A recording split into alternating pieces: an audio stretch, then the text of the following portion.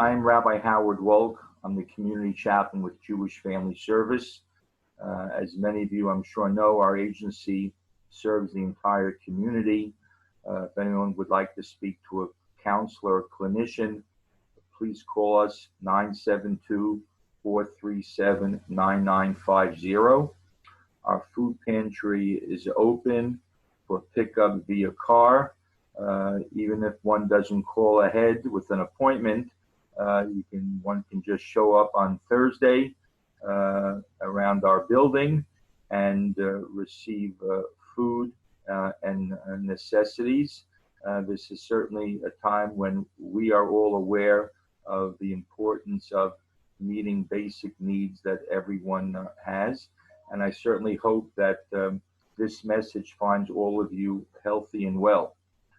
Likewise, if any of you would like to speak to me privately, you can email me for us to set up a time to speak, either on the phone or via Zoom.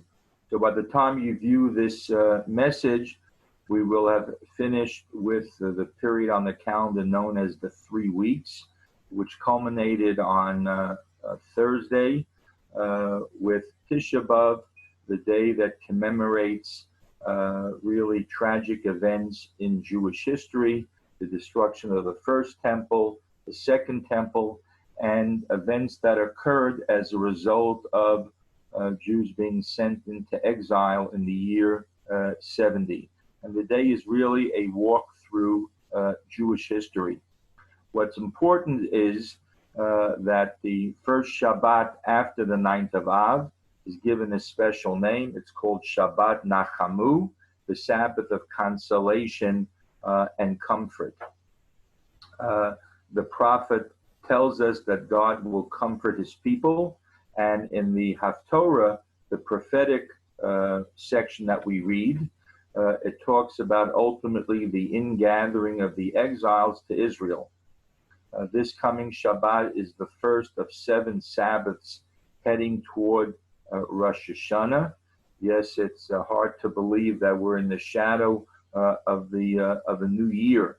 We'll talk about that more certainly in upcoming messages. But on Wednesday, August 5th, is a minor holiday on the Hebrew calendar called Tu B'Av, the 15th day of the Hebrew month of Av. The 15th day of the Hebrew month of Av. It's, like I say, a semi-holiday. We don't stay home from work for it, but it commemorates happy events in Jewish history. One of them being the time in biblical period when people living in the north of Israel, this northern kingdom of Israel, were allowed to once again go to the temple in Jerusalem.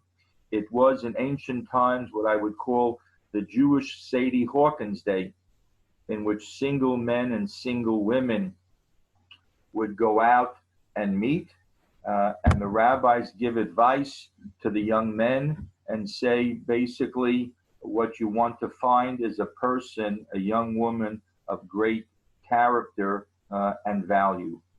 And whereas exterior beauty certainly has its place, ultimately it's what's beneath the surface. So it's a day that singles were brought together. So I think the underlying message of the two of these reasons for the holiday, the people from the north coming to Jerusalem, singles coming together, the message is one of unity and cohesiveness. And any time that Jews come together, any time that people of a community, Jewish and non-Jewish, are aware of the responsibility one to the other, that's certainly a cause for celebration. And certainly in this period of the pandemic, period of painful upheaval in many cities, it really underscores the responsibility that we have one to another. And that should be the foundation for not only our beliefs, but our actions as we head toward the new year. Shalom, and thank you for your attention.